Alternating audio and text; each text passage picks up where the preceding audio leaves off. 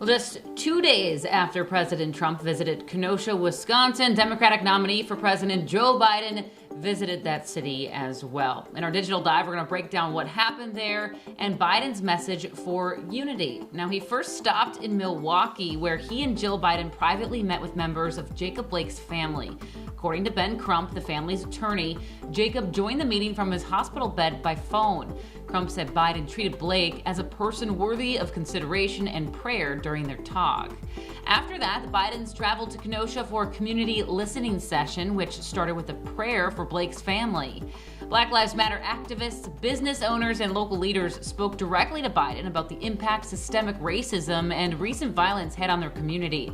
Biden condemning the violence that broke out in response to Blake's shooting. None of it justifies looting, burning, or anything else. So regardless how angry you are, if you loot or you burn, you should be held accountable as someone who does anything else, period. It just cannot be tolerated across the board.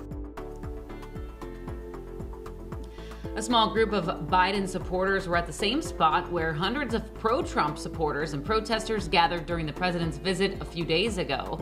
After his visit, Biden tweeted this photo with the caption, "We need a president who will work to lower the temperature, not raise it. A president who will bring people together and find solutions to the challenges we face."